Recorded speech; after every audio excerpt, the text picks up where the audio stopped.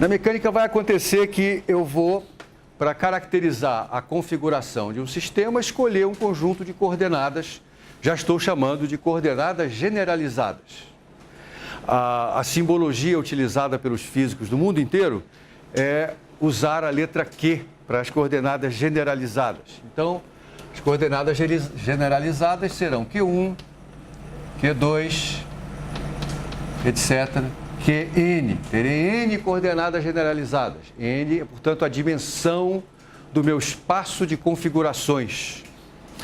Para cada uma dessas coordenadas generalizadas, nós vamos associar a sua derivada temporal, Q1 ponto, Q2 ponto, Q3 ponto, na maneira que a gente já está acostumado. E aí, então vamos ter isso aqui, vamos ter Q1 ponto, Q2 ponto, assim por diante. E é claro, tudo isso aqui está associado a um parâmetro que é o tempo, que é o parâmetro principal aqui, o parâmetro T. Então, esses são os símbolos que a gente vai utilizar na hora de escrever a formulação lagrangiana da mecânica. E a formulação lagrangiana da mecânica consiste em a gente encontrar uma função que dependa dessa tralha toda. Esta função chama-se a função lagrangiana. A gente vai escrevê-la assim, a letra L. A função lagrangiana. A função lagrangiana vai depender de Q1, Q1 ponto, Q2, Q2 ponto, tracinho QN, QN ponto e T no final. Uma parte grande do que a gente vai fazer na aula que vem e em algumas outras depois dessa é mostrar a você de que maneira a gente constrói essa lagrangiana. Mostrar as técnicas de construção da lagrangiana. Na verdade, ela é muito simples, você vai ver.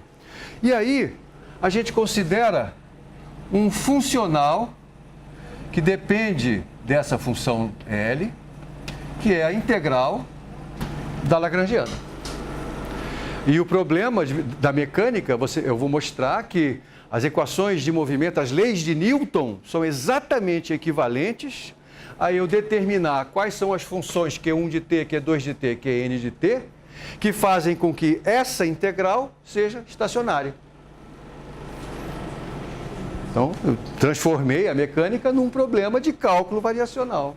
Verdade?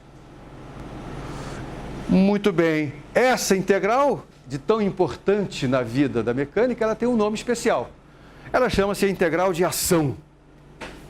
Eu vou começar a tentar convencer você. Bom, é claro que uma vez formulado o problema desse jeito, eu sei como encontrar as equações de movimento, que é, e apaguei, escrevendo as equações de Lagrange. Vai haver uma equação de Lagrange para cada coordenada generalizada. Vamos escrever algumas delas? Lá vou eu. D-ROM de L, D-ROM de Q1,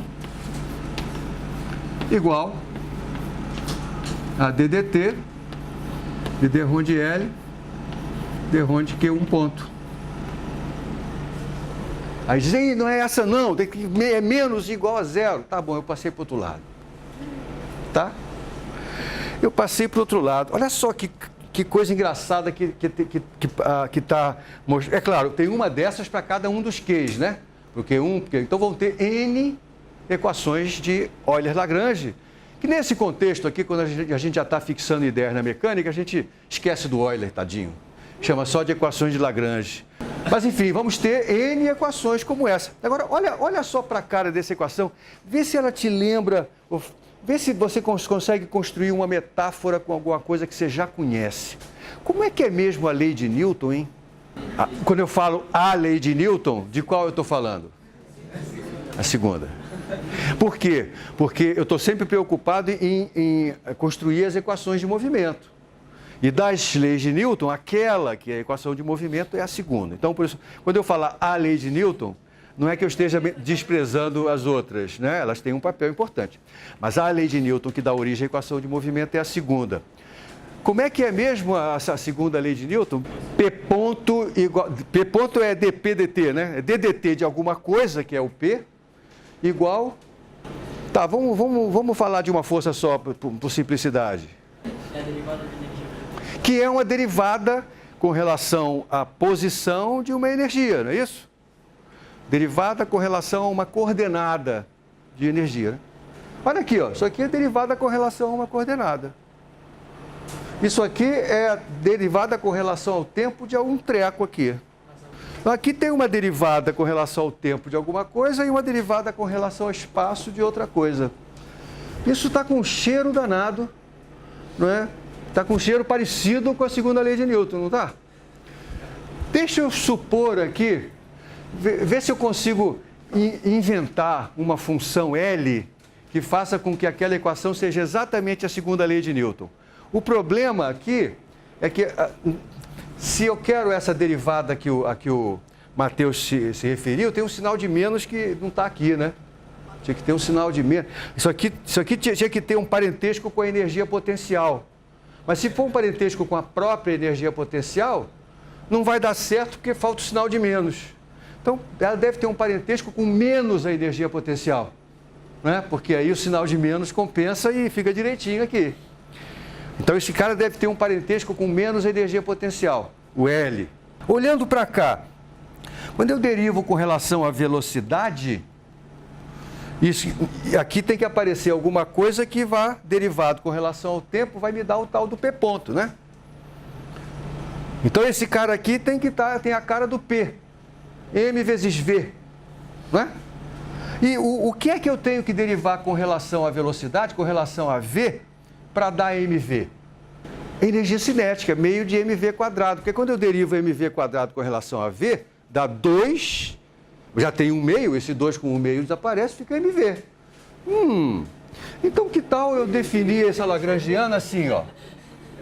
Vou definir a lagrangiana como sendo a diferença entre a energia cinética e a energia potencial. Vou chamar de T de energia cinética e U de energia potencial. T menos U. Por que T menos U? Por que não T mais U? Por que não T mais 3U? Porque eu quero que isto aqui seja a segunda lei de Newton. Eu não terminei a frase. Eu podia ter dito, porque eu quero. Pronto, aí você filma. Por que tem que ser assim? Porque eu quero. Isso é legal, né? Quer dizer, o que eu quero, você mesmo percebeu, Matheus, que isso aqui, né, para isso aqui ter cara de força, né, isso aqui tem que ser uma derivada de uma energia potencial, mas tem que ter um sinal de menos, porque senão estaria faltando um sinal de menos. Se eu defino a lagrangiana desse jeito, olha o que acontece. Esse T é meio de mv2. Vamos pensar numa partícula sob a ação de uma força conservativa. Então, é meio de mv2 menos U, que depende da posição, né? Sei lá. Vamos pensar em uma dimensão. Vamos começar com a coisa mais simples do mundo. U de x. Pronto.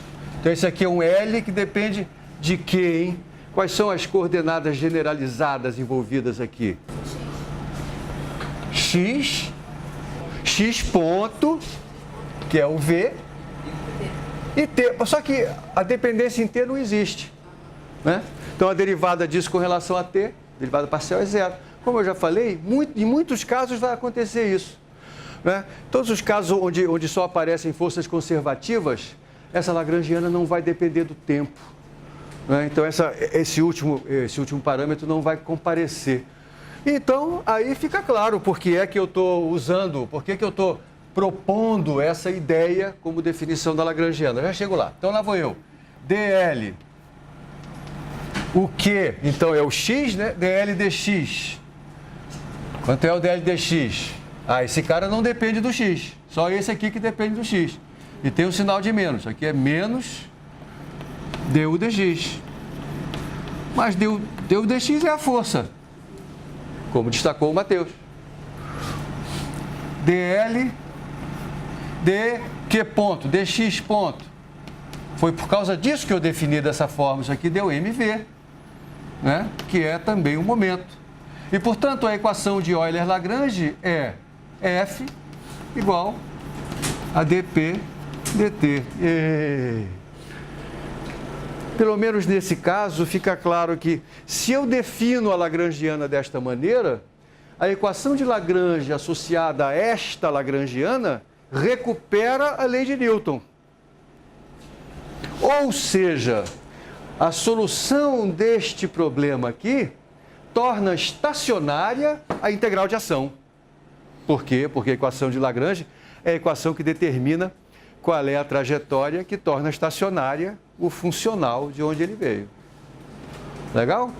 Eu acabei de provar para você que se eu tenho uma solução da segunda lei de Newton, da equação de movimento dada pela segunda lei de Newton, esta solução torna estacionária a integral de ação.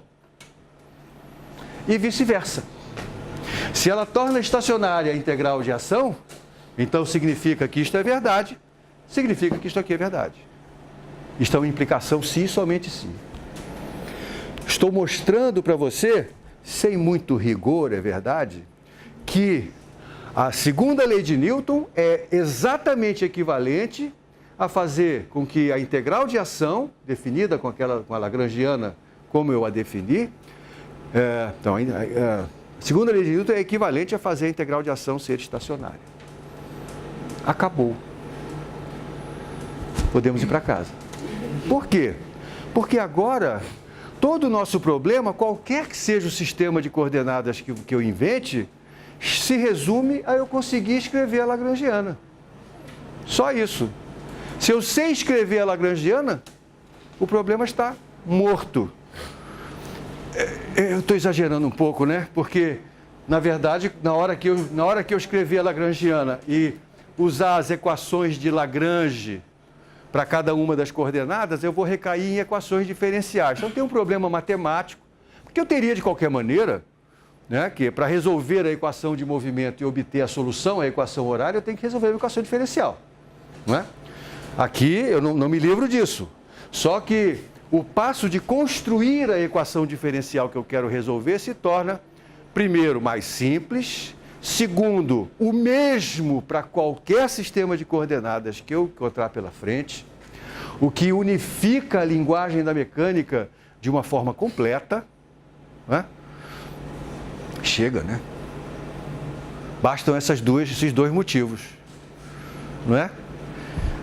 Antes de fazer um exemplo com vocês, deixa eu estender esse comentário que eu fiz em uma dimensão para 3 dimensões. Tá? Uma partícula em 3 dimensões, só para você ver como é que fica, né? Em 3 dimensões, então nós vamos ter que a energia cinética, ela é 1/2 de m vx quadrado, vou escrever assim, mais vy quadrado, mais vz quadrado. E que a energia potencial é uma função de x, y e z. Eu estou escrevendo com coordenadas cartesianas por simplicidade, né? E agora os argumentos que nós já usamos, uma vez que eu construo a lagrangiana como t menos u, essa lagrangiana agora vai depender de quantas variáveis? 6, porque ela não depende explicitamente do tempo. Então ela vai depender de 6 variáveis. X, y, z, x ponto, y ponto, z ponto. Quantas equações de Lagrange vão ser geradas? 3. Então, por exemplo, dl, eu vou escrever assim, ó, dxi, x1 é o x, x2 é o y, x3 é o z, só para eu escrever de uma forma unificada. Tá?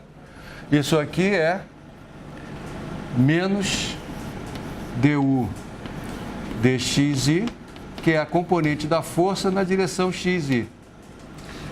dl dx ponto i vai ser meio de m vezes a derivada que vai trazer um 2 para baixo, então fica m vxi.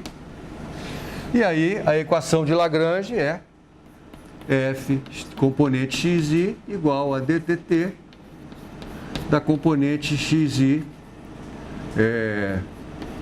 do momento. Então, essa formulação da mecânica em termos da lagrangiana ganha um nome, isso é o princípio de Hamilton. Então, o senhor Hamilton foi quem percebeu que toda essa construção que o Euler e Lagrange tinham